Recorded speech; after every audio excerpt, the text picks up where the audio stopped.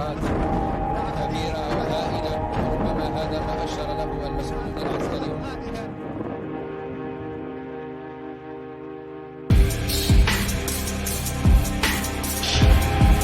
The United States is in a state of confusion and surprise. We fear this. We fear that they have something out that majority of the people don't know about. Olan tüm halkların hakları gibi haklar. Ne aşağı ne yukarı. Ne fazla ne az.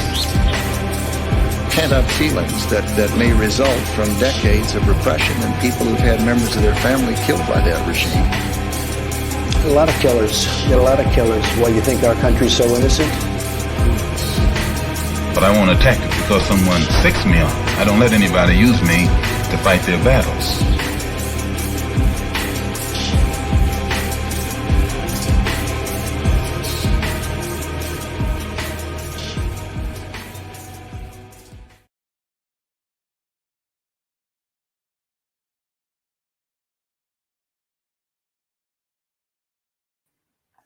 Hello and welcome to Varn Vlog.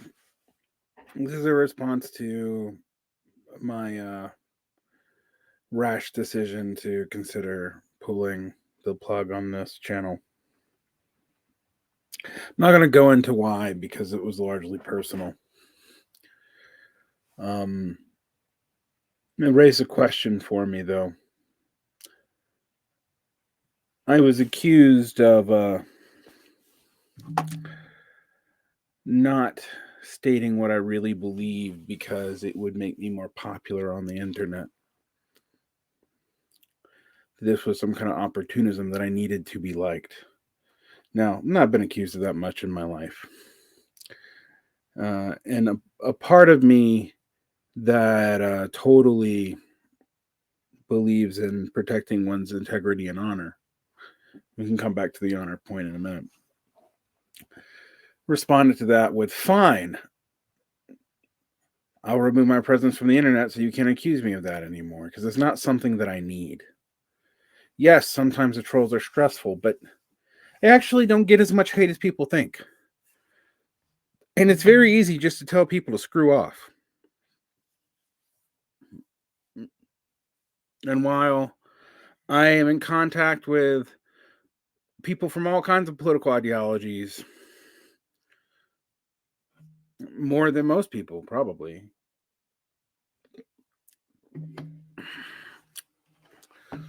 I don't tolerate being mistreated.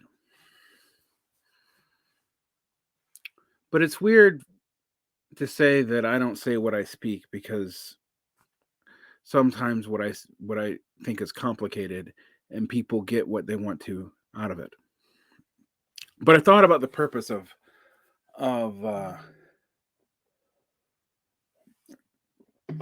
left political podcasting. What had it actually done? I thought about the purpose of the hashtag movements and this, that, and the other. To go in structurally to talk about all the systemic problems in history of the left and this, that, and the other that I've been spending so much of my time with. And you know what I mainly see over time is that more and more people will double down on culture war nonsense, say they're fighting against the culture war, and just perpetually do it. Instead of doing journalism, they'll follow famous writers and speakers. Just like real journalism, which now reports on tweets as opposed to going out into the field. Plus, we're in the fog of international conflict and war, where no side has any incentive to tell the truth. On the Ukraine-Russian situation, it is increasingly my opinion that internally to the Ukraine, the politics were complicated. They remain complicated. That externally to the Ukraine, Russian politics were also complicated, but that Russian fears about NATO were justified. However, a multipolar world, as people keep throwing around, was inevitable. wasn't just Alexander Dugin who picked it up in his Fourth Political Theory book, which was published in English about a decade ago. It wasn't just some stooges in the Kremlin either. Everyone from Alfred McCoy to Fareed Zakaria has brought it up. But it has been used by particular people in a particular way.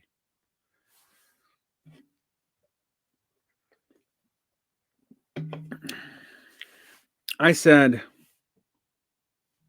what purpose does left media serve in this environment? What could it possibly do? I've actually struggled with this for years. When I started Pop the Left with Douglas Lane in 2012, we were working with a guy called Nick Pell, who would later go become a pretty far rightist. I've been a guest on a couple of philosophy shows. The most famous one being Partly Examined Life. And I was living in Korea, beginning to wrap down my tenureship as a professor there. Tenureship because I couldn't get tenure. That's kind of ironic phrasing. And deciding what I wanted to do with the rest of my life. Occupy happened. I got involved with monitoring Occupy Yoido. Didn't want to be involved in any official capacity because foreigners are not really supposed to be involved in Korean politics. I started blogging about it. Revived the blog that I had done on education policy back in the day. But I found the academic culture stifling. When people complain about the PMC, I know what they're complaining about, whether or not I think the PMC is a coherent category. And I started finding myself around more and more people who were the children of upper middle class professionals who had good educations, better than mine,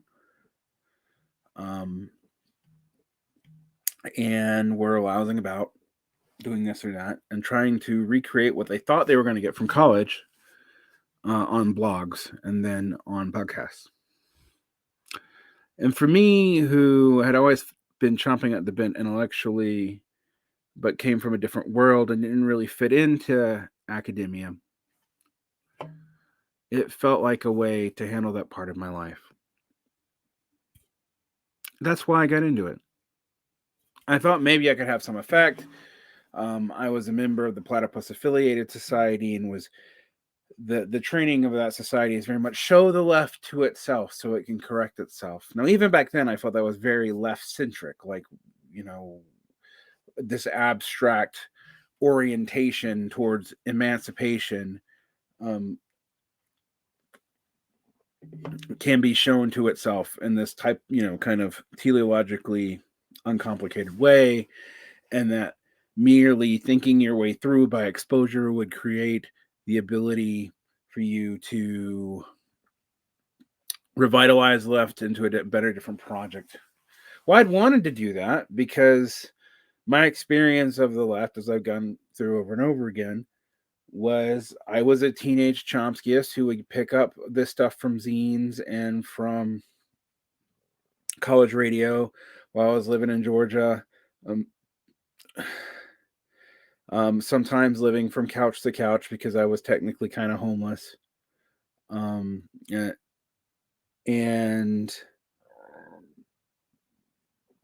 my senior year of high school, we go up to the Battle of Seattle.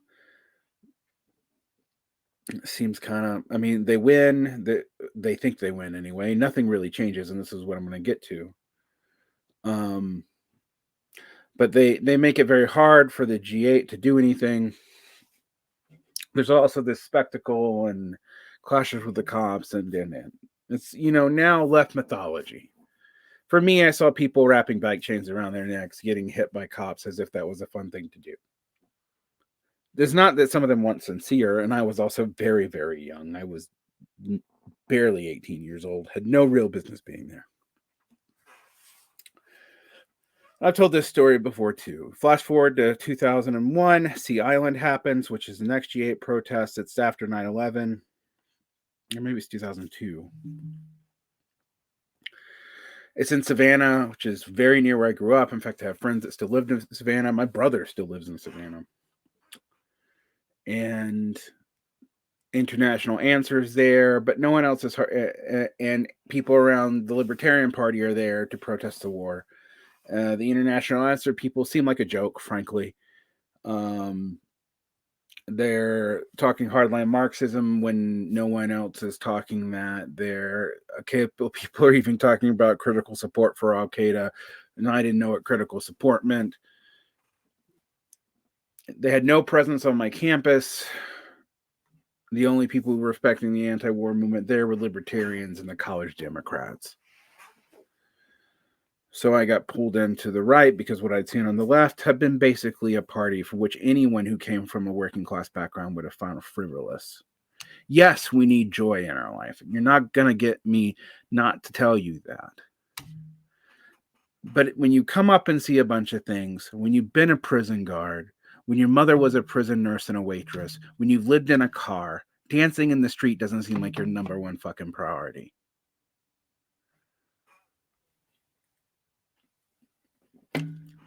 I was lucky. I went to college. I made a lot of connections in college.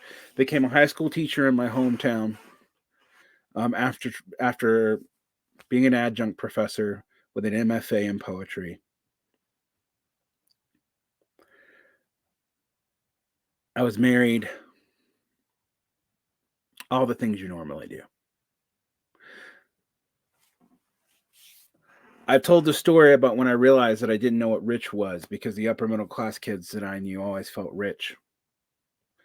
I was also in my 30s when I realized that a lot of people who seemed poor had wealth because their family could pay for their college or help them with their house when they had kids or any of a number of other things. I didn't have any of that. I'd worked up on income, but my family knew nothing but trouble.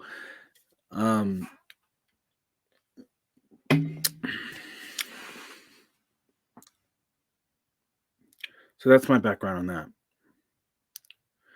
So I was a paleoconservative and got pretty deep into that. Around 25 years old, start moving away.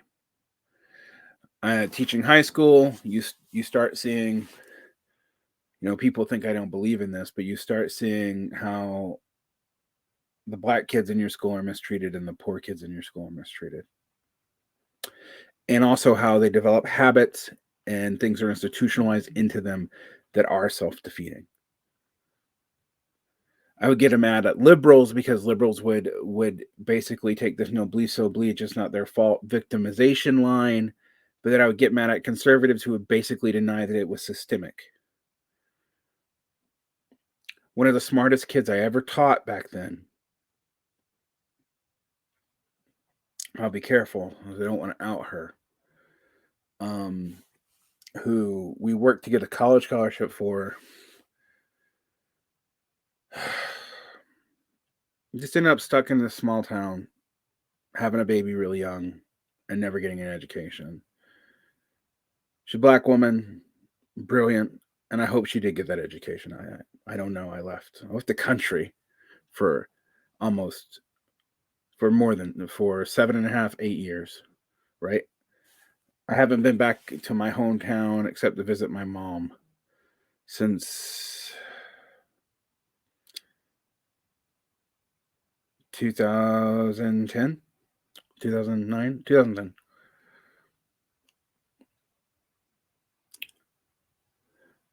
I've seen a lot of shit since then. I was a teacher in a place during the Sanderson and Lower Cartel War. I was privileged enough. I was actually in a unique place. I was too poor to be a good kidnapping target and too American and too white to just make disappear. But it doesn't mean I didn't see shit and know shit. Sometimes on the weekends, different ones of us would work with ranchero kids. We go out to the little rancheros where the places didn't even have running water, and we teach kids English to increase their chance of employment. Now, I worked at a pretty elite school, actually. This was something that we did as part of the charity mission of the school to give back to the community. Yeah. I didn't do it often, hardly at all. It was too dispiriting. I started working with, we do stuff like go down and do Kiva loans with indigenous women and shit like that. Liberal activism, you're not going to get me not to admit that. But it was also a way to see the poor parts of Mexico, the parts 1,000 miles away from the resort, where people don't even speak Spanish all the time. They might be speaking Zapotec or Mixtec or Nawa.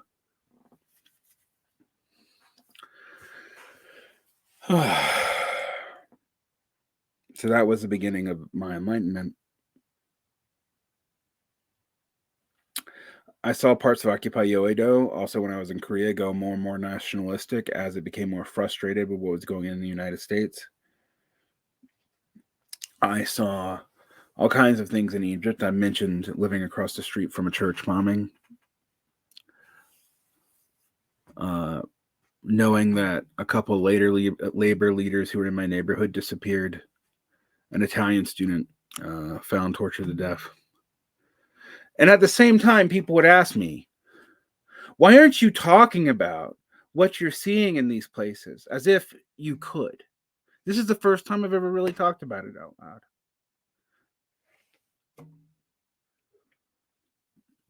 Because I was doing left media the whole time. And you know why I was doing it? You know why I was doing it? I was doing it for a loss. I wasn't making any money off of it. I had an early Patreon, and I think we made like less than what it costs to host the podcast on Libsyn. All right. I continued doing it because I'd done blogging. I'd worked for the North Star, and I'd done that as an extension of trying to do the kind of union and labor work that I wanted to do in the United States. My first political mission, even before I was a leftist, was to try to unionize TAs because we got paid so little and we had no benefits when I was in grad school. I was informed unceremoniously that public sector unions, even public sector associations in my state, were illegal, which they are in that state, not where I live now.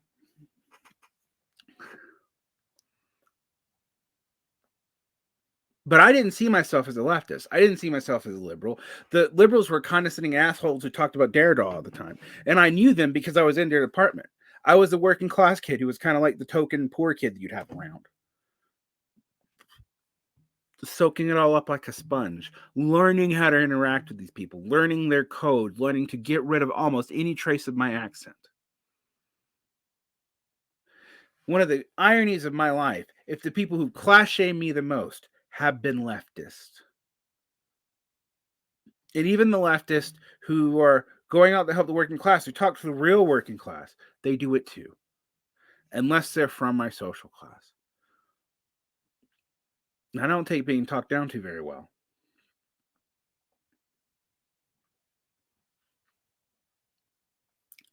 To get back on point.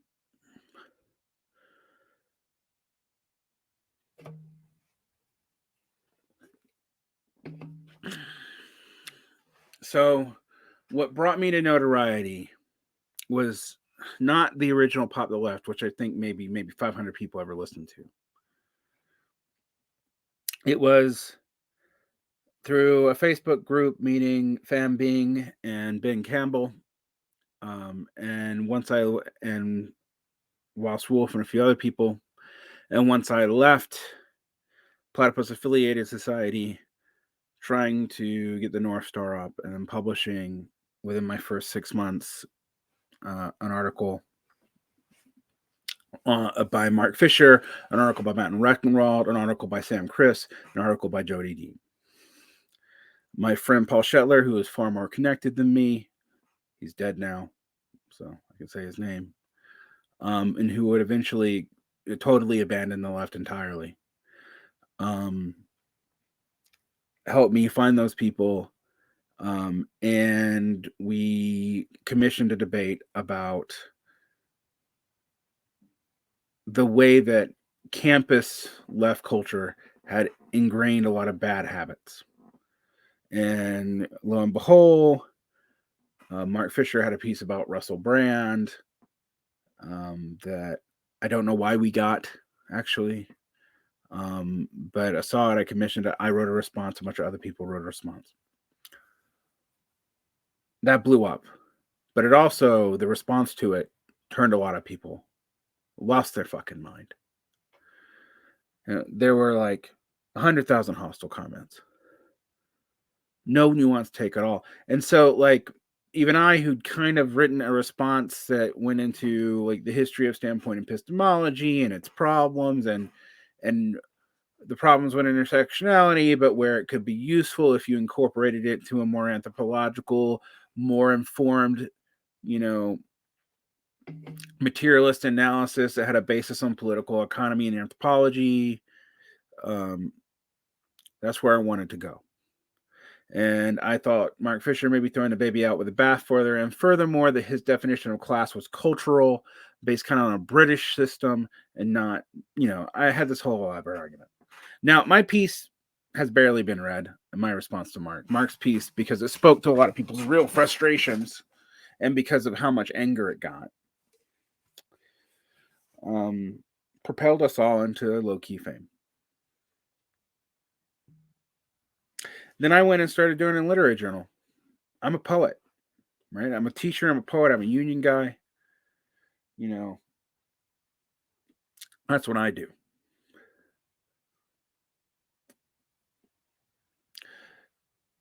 In 2015, my now ex-wife was diagnosed with terminal, she didn't say terminal, stage 4 systemic melanoma. Her prognosis was not good. We were in Egypt. Egypt had recently floated its currency as per either the IMF or China's, I don't remember which one, I think it's the IMF, suggestion. There was a currency crash.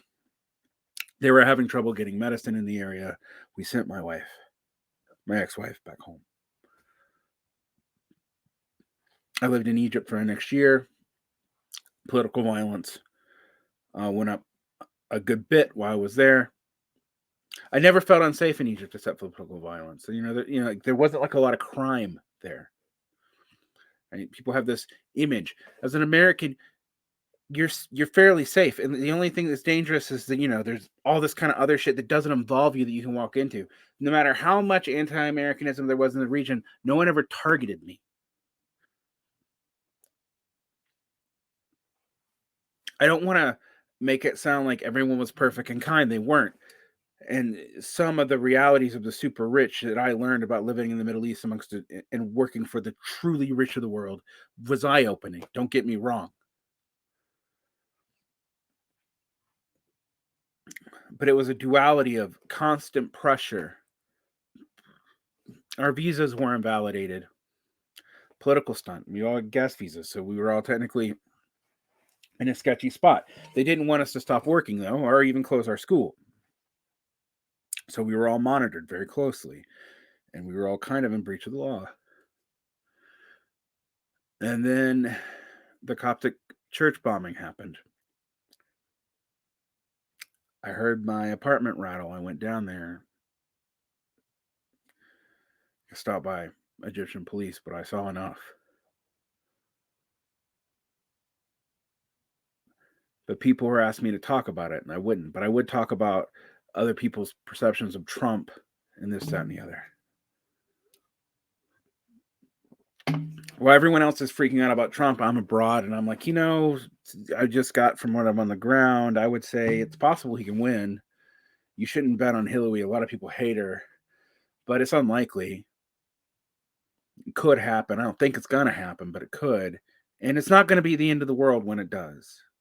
This whole Watopia that you've invented, what they used to call it back then, that you've invented, it's under threat, but Trump is going to end up being a very semi-competent,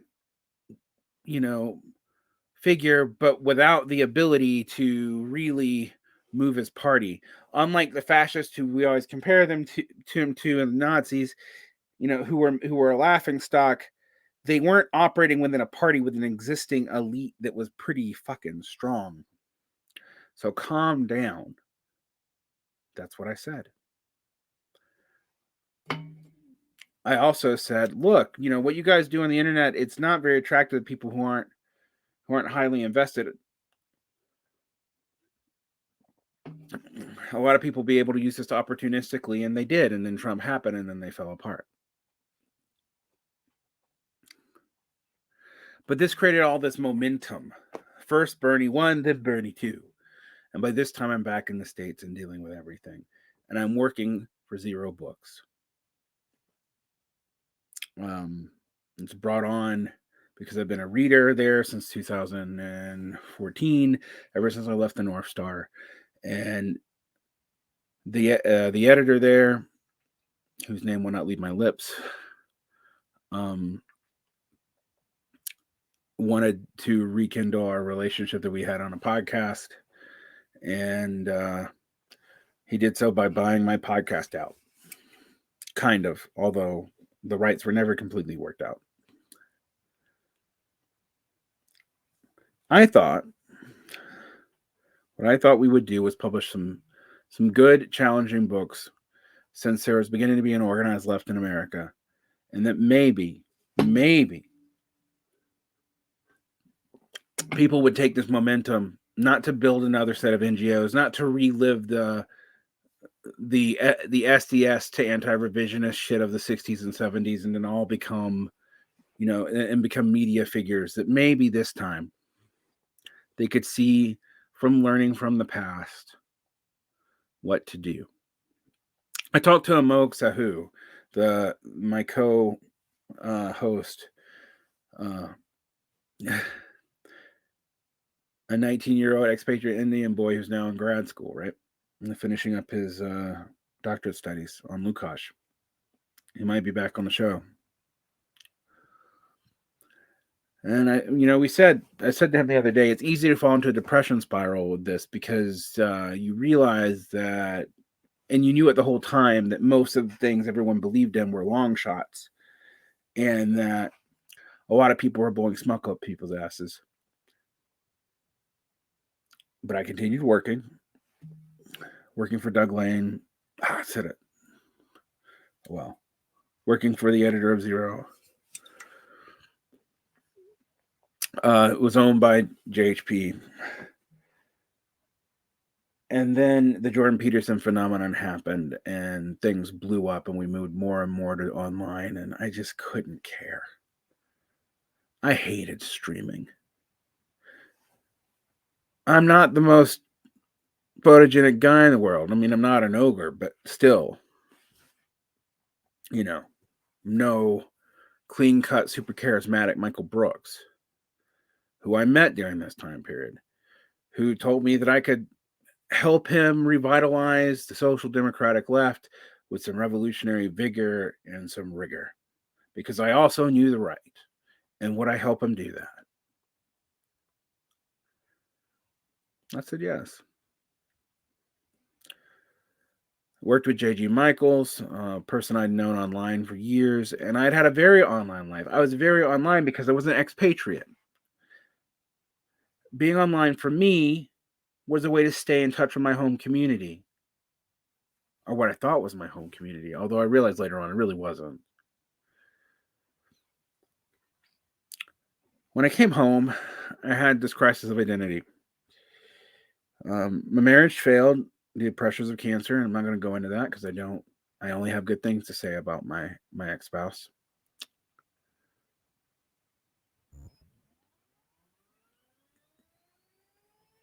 And I realized that this whole thing, even right now, is interlaced with narcissism and clout chasing. I called my editor at Zero and told him I wanted out, that I wanted to be done. That for everything that we were doing, We had this Jordan Peterson conference, and we worked together now for 9 years, and I've been doing podcasting for almost 10 at this point. And we're 7 years past the Mark Fisher thing, and I'm like, I'm not seeing where this is going. Like we can comment on all these domestic things, but nobody seems to really believe they're ever going to deliver on it. The people who do are being sold a sack of bullshit goods. And most of us know it, just like they were sold a sack of bullshit goods on Syriza, they were sold a sack of bullshit goods on Prodemos. And the people who sold you those bullshit goods never paid a price for it. They're still fucking famous leftists.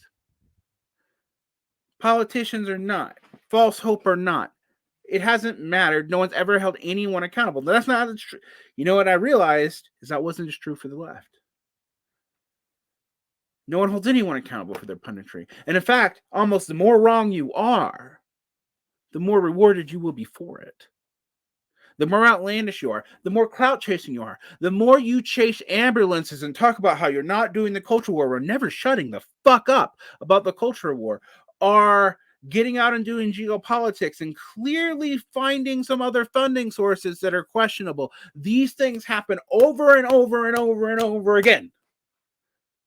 And so many people eat it up.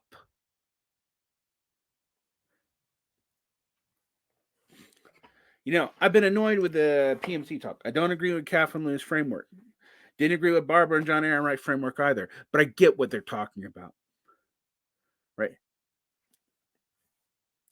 I don't have anything against Bhaskar Sankara. I don't. I really don't. A soft leftist with Austro-Marxism in his heart and a penchant for the Popular Front. That would have been revived. Real principled Marxist-Leninism are people who are attached to an aesthetic and want a state to root for. They don't want to do hard political fucking economy or historical materialism. That's work. It's something you can't sum up in a tweet. You can't have a Manichaean worldview about the good guys and the bad guys when you're doing historical materialism. And if you complicate that more by adding in statistics and game theory and anthropology, it's very, very hard to have. You might know who the bad guys are, but you can look at all their incentives and see why they're doing what they're doing from their own standpoint.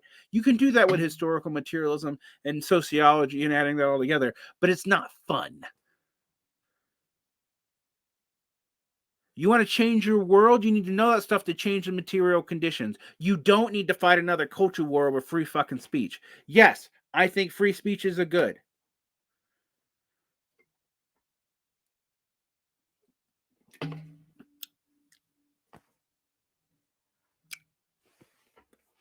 I think isolating those people only usually makes things go underground. And we all know how that happens. It's not like suppressing, I don't know, the Bolsheviks everyone beats off to. Changes, got rid of them. Come on, people. But at the same token, making that the only thing you ever talk about, because that's what you do. What is that? What the fuck is that?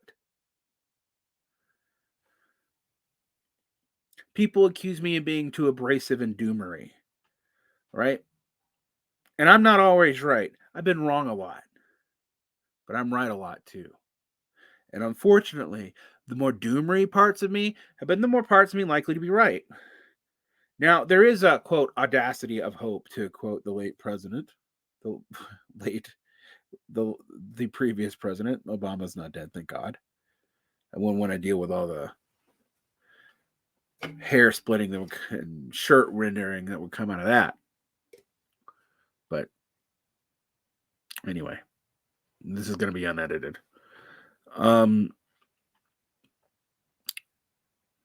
But you see what I mean here. Like there is a need for hope. That hope's got to be based on real stuff. You got to know what you need to do, right? I go in, I join the union, I get elected by my union members as an AR. I know that I'm not gonna have a super left-wing union. I know that I have to deal with things that are constantly being undermined. I understand that.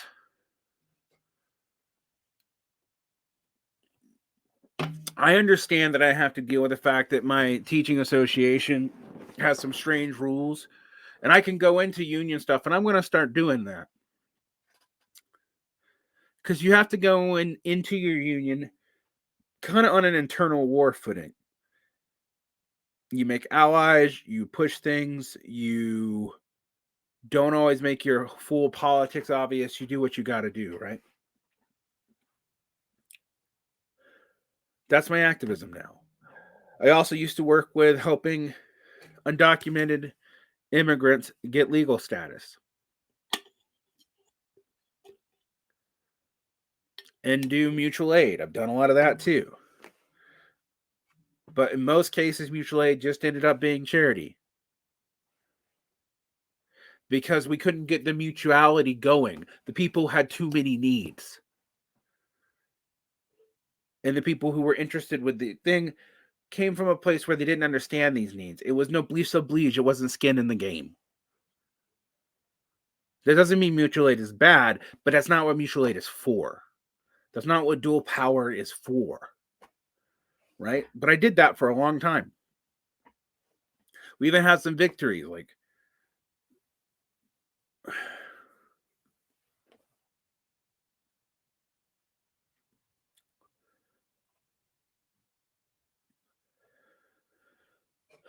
so the amount of people who want me to go on and debate a streamer or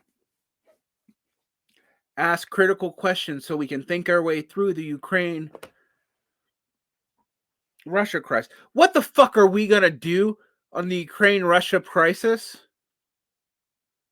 Like, what are you even thinking?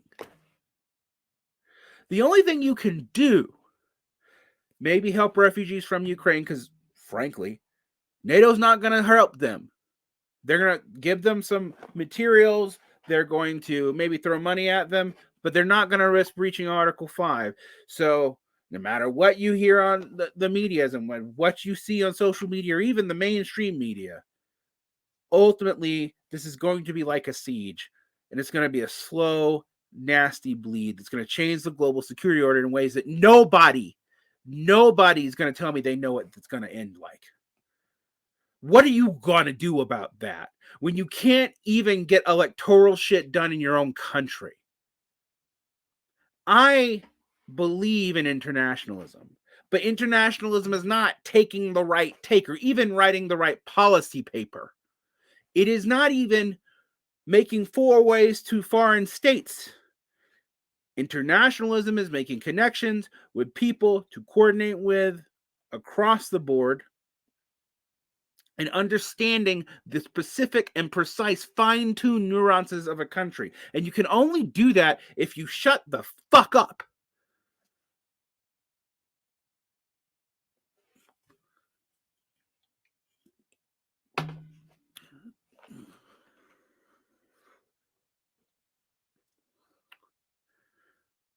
Don't come in with the hubris to talk about this, that, and the other. All right? Don't come in declaring, I'm a Marxist-Leninist. No, I'm a left common. That shit does not matter. That's for your identity. It's for you to feel good. I don't play that game anymore. When people ask me my politics, I try to tell them with those fucking labels, but it's not even accurate.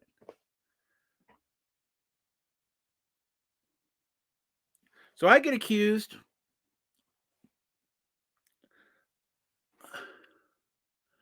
of not saying everything because, I don't tell you what I really believe.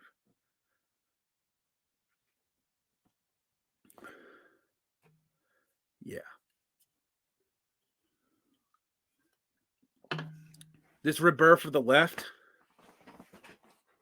Yeah, I'm glad a lot of people are talking about Marx and all these radical ideas. But, frankly, the old academic left wasn't a whole lot worse. In some ways, it knew its limitations. The march through the academy was a mistake, but it's a mistake that's 50 years old now. Older than I am. Longer than I've been alive. And I'm not young. So what have I done with Varn Blog? I talk to interesting people that I don't think you're going to see with some interesting people I do think you know, so you'll come and watch the other people you don't know. But I don't ambulance chase.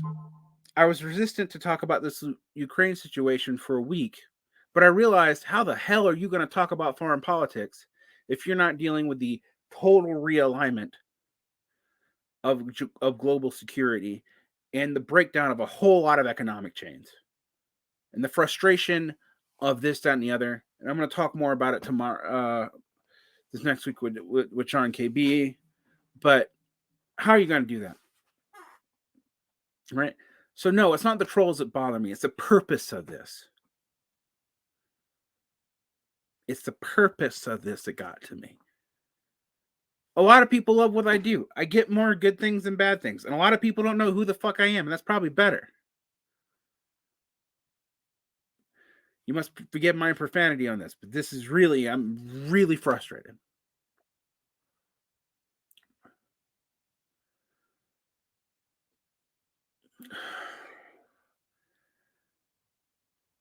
Ask yourself, are the people telling you about Ukraine going to journalists, specialists, people on the ground? Are they going to journalists only, or are they only going to streamers?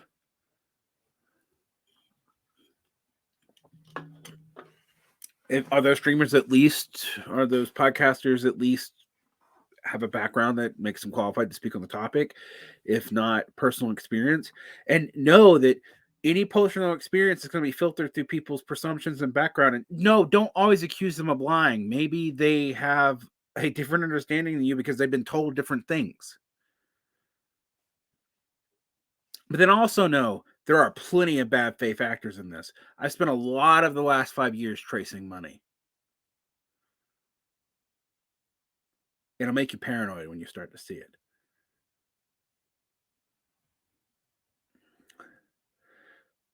So now, Bhaskar Santara is editor of The Nation, or president of The Nation's group. Maybe it'll rack it out of its current rut, but U Inquiry is now the head of the New Republic. The editor for New Inquiry is now head of the New Republic. 2 internet magazines from the left, one that, 2 that became very interesting print magazines, I suppose. Jacobin, for all that I complain about it, has done some good work. It's done some terrible work. It's a mixed bag. That's what it was supposed to be, too. So, whatever there. But it made a bunch of careers. This made a bunch of careers, right? It makes me a couple $100 extra a month. And if that's all I'm doing this for, or your adulation, you guys who told me, not to quit, thank you. All right? Thank you. But that's not why I said what I just said. Yes, it's nice to get the confirmation. I do appreciate it. It does mean something to me. But that's not the reason to do this. Are you going to do anything with it? I guess that's the challenge. Guess it's worth for me to take the risk, although I think I'm going to start slowly changing my topics again. You never know with me. This is a show where I do whatever the hell I want anyway. You know that risk. But the one thing I'm not going to do is clout chase and ambulance chase. And if I ever do start doing that, if that becomes my modus operandi, then I should stop.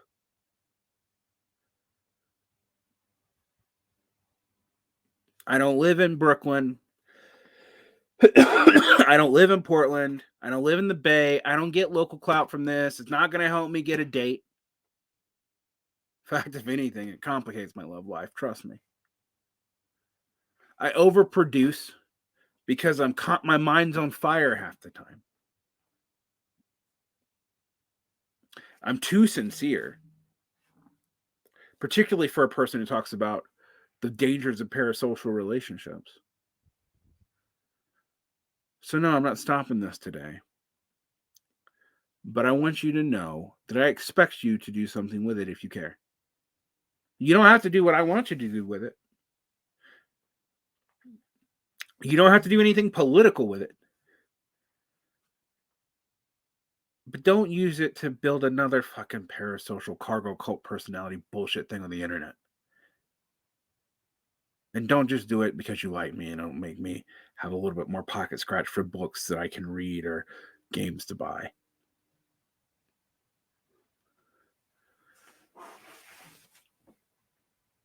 We're about to be in a lot harder times, and I've been saying that for 5 years. And Trump was never the reason I thought we were going to be in harder times. From the U.S. standpoint,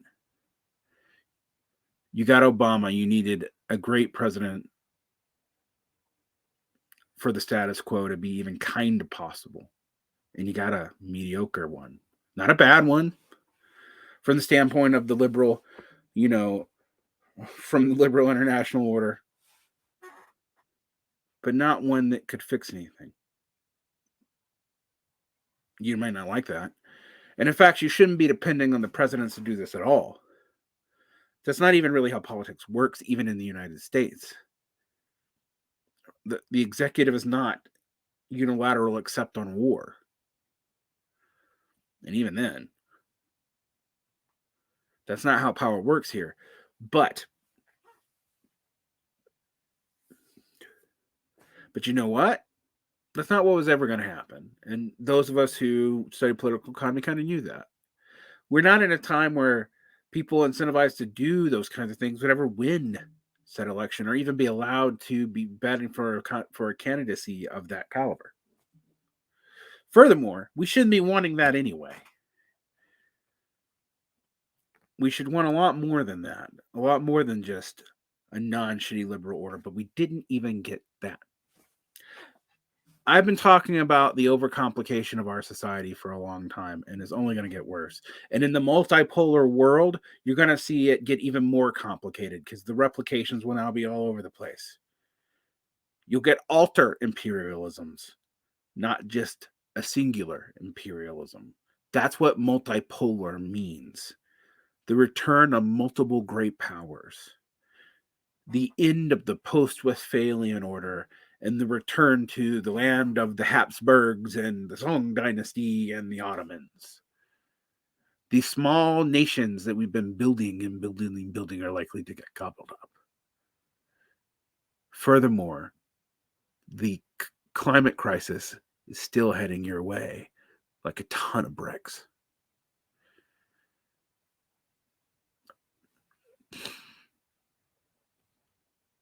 This won't be the first or the last political shakeup, probably of the next 5 years. Get used to being surprised. Get used to the black swan events. Nassim Taleb, not a leftist, talked about tales of violence and social instability. You can have a long period where things still same, and then everything goes to shit very fast. The buildup and the release. The overcomplication. The attempt to simplify it with strongmen, and the collapse when a man can't do it. Because one man never can. Or one woman.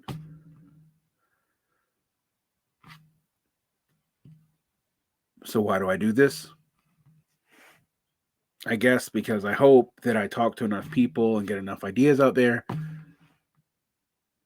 that maybe, just maybe, something might matter.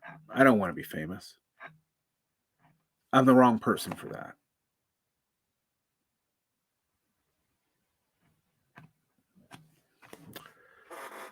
I'm just a teacher.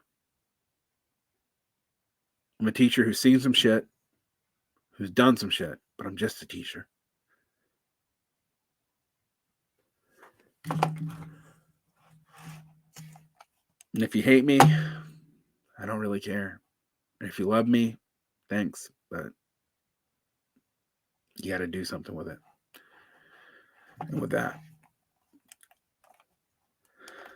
that's my incoherent, angry rant. Good night.